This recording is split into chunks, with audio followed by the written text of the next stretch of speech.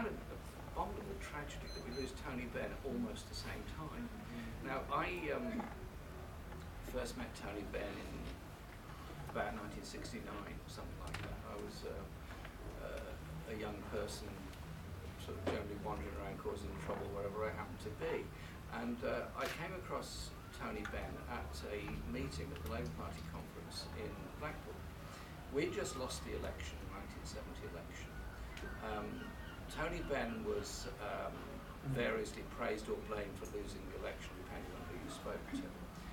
And he gave a talk to not very many people there actually about his experiences of being a cabinet minister. Now this is a man who had been sort of portrayed as being the great problem for the Labour Party and so on later on. But I thought, what an incredibly intelligent and reflective man. He went through the problems he had faced as a minister trying to bring about changes.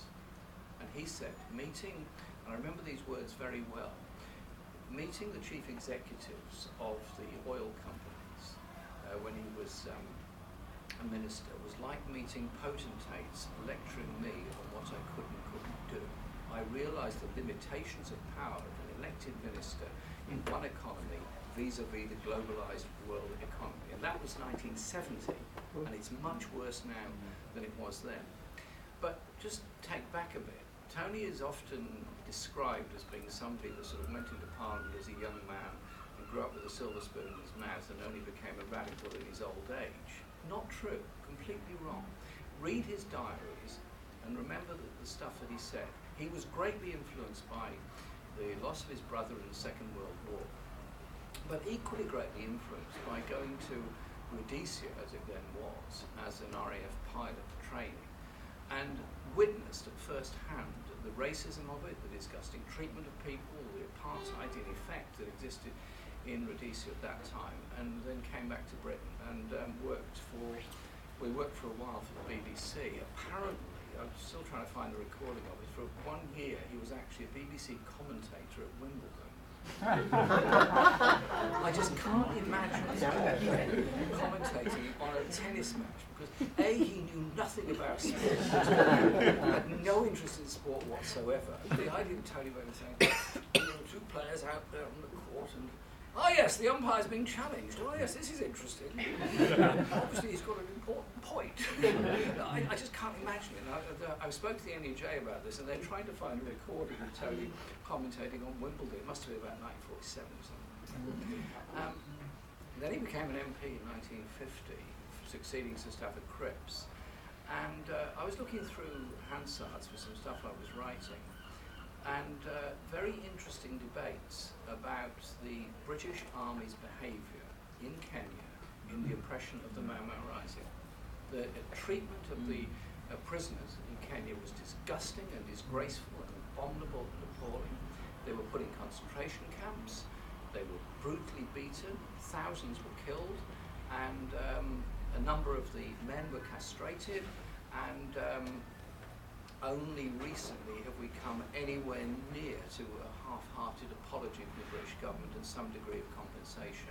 And I was at the High Court with the Mau Mau veterans when they were trying to win their case, and we had a magic afternoon when we gave them all a big dinner in somebody's house and talked to them about their experiences. Tony raised that stuff in Parliament in 1955, 54, 55, 56, along with a number of other Labour MPs, and he also was a founder member of the movement Colonial Freedom, later to become Liberation. And so the radical view of the world, the genuine internationalism, was always there.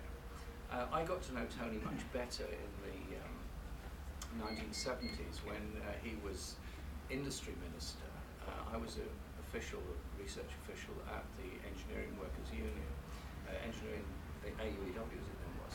And Tony was trying to put together a programme of how he would like to see the industry run.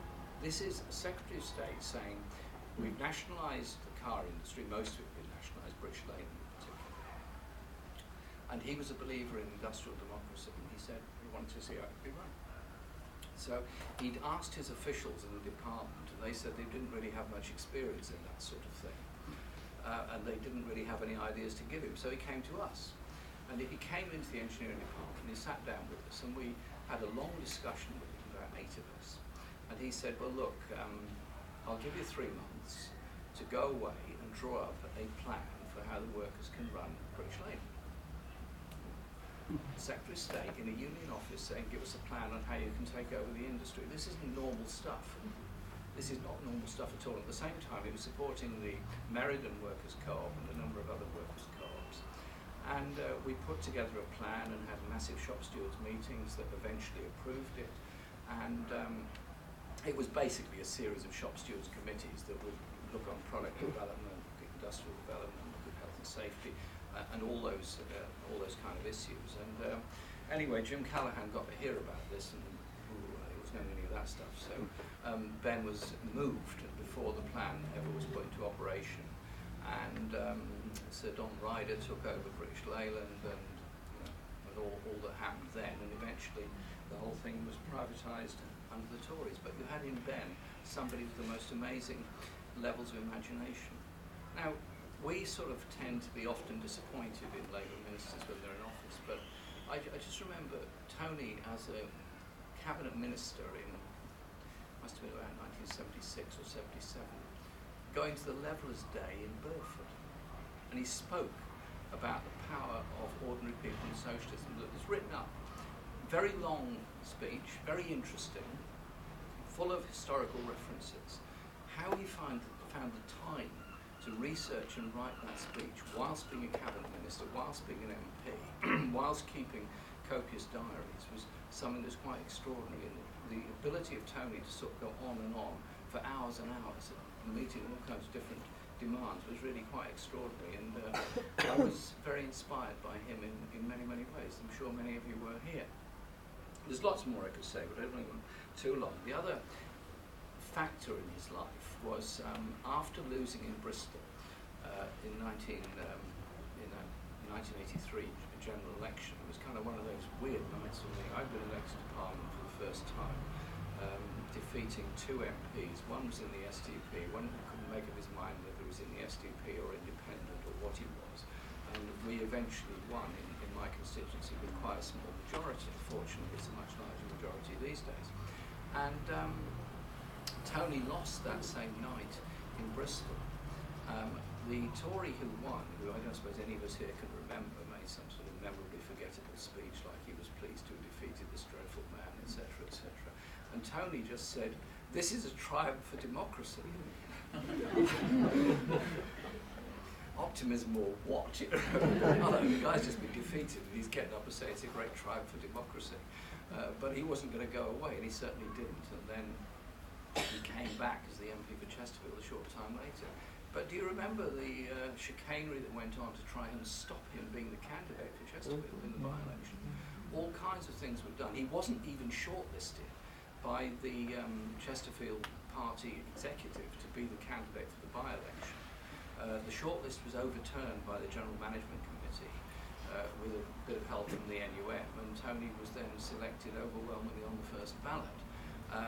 That would be very difficult to do because of the way in which selections are done and how it goes with that. So think about party democracy. Tony then came back in, and the miners' strike. And the miners' strike was really his finest hour in all his life. I was with him a great deal during the miners' strike. And he was quite extraordinary. We'd be on a picket line at 5 or 6 in the morning somewhere. We'd be doing stuff all over the place. We'd be back in Parliament in the afternoon raising issues about the miners. And then we would finally leave the building at 10 or 11 at night. And he would then go home. And I said to him one night, Tony, I'm really dog-tired. I'd be glad to sleep tonight. I'm sure you would as well. And he said, oh, bloody hell, you know what I've got to do now? It's been such an interesting day. It's going to take me at least an hour to dictate my diary. And he said to me, Jeremy, never do a diary. It becomes a millstone around your neck. And the next day he said to me, do you keep a diary? And this diary keeping was kind of obsessive of his, really. We were in a meeting at a campaign group, like this, around a table like this once. And you remember Joan Maynard? Some of you must. Yeah. Wonderful. She's in the chair. And Tony is writing his diary down with a pencil on some scraps of paper, and Dennis Skinner is talking. Dennis is talking and talking and talking, and then suddenly he stops. And Jones said, "Is there something wrong, Dennis?" "No." "Have you finished your speech?" "No." "Are you going to carry on with your speech?" "I might." So Joe then goes back again and said, "Well, what is wrong?" "Well, I'll start speaking when he starts writing." Because at that point, Tony had stopped writing. He was slightly bored with this sort of long rigmarole Tony. Dennis was giving us about something at the NEC. But he always had this wonderfully inquiring mind. One other point, late at night, there was some really obscure vote in Parliament. I can't for the life of me remember what it was, but it ended up with about 8 of us in one division lobby and about 450 in the other division, quite normal. And so in this division lobby is Tony, me, Dennis, a few other people to the left, Ian Paisley, and a couple of others. And so Tony rather uncautiously, this is like 1 o'clock in the morning, goes up to Paisley and says, "I really admire you, Ian, the way you stick to your guns." Not the cleverest choice of words. You stand up for what you believe in, irrespective of the pressures on you. "That is maybe, Tony, but you're wrong about the Battle of the Boyne." So Tony said, instead of just disappearing at that point, says, "Really, Ian, where am I wrong about the Battle of the Boyne?" He said, "I'll have to tell you." So they went and sat down, and he got a lecture from Ian Paisley and discussion. God knows how long this nonsense went on for. You know, how many here would want to sit down at 1 o'clock in the morning to discuss the Battle of the Boyne with Ian Paisley? This was the ultimate inquiring man. What a guy. And then when he retired from Parliament, well, he didn't really retire from Parliament because he was given freedom of the House, which was a nice gesture. He and Ted Heath were given freedom to go anywhere in the building except the chamber during debates. And Tony would sort of come into the tea room, come into the library, and all this sort of thing. It was great, so he was kind of still around a lot. And then the 2001 War on Terror came. We formed the Stop the War Coalition, and Tony was our president and spoke at pretty well every meeting and rally that we had and mobilised people in an incredible way. Who else, after 50 years in Parliament, could attract a crowd of tens of thousands at Glastonbury Festival, pack theatres all over the country with his memories and his diaries, and connect with people across the generations? He wasn't a populist. He knew nothing about sport. His musical tastes were appalling. We had some of his music at the funeral. Well, it was lovely, some of the music. Some of it was. No, there had some at the cremation that night. Some rather questionable film music, I thought. Actually, never mind. It was okay. It's what he liked. But what came through was the endlessly inquiring mind, the honesty, the principles, the respect for people, the respect for human rights, and his determination to represent ordinary people and be brave and stand up. 1959, the colour bar on bus recruitment in Bristol and the Bristol bus boycott. He was the Labour MP for Bristol South East rather. It would have been very easy for him to have avoided the issue, as did all the other Labour MPs in that area, not Tony. He went on the picket line with the black workers and joined the bus boycott.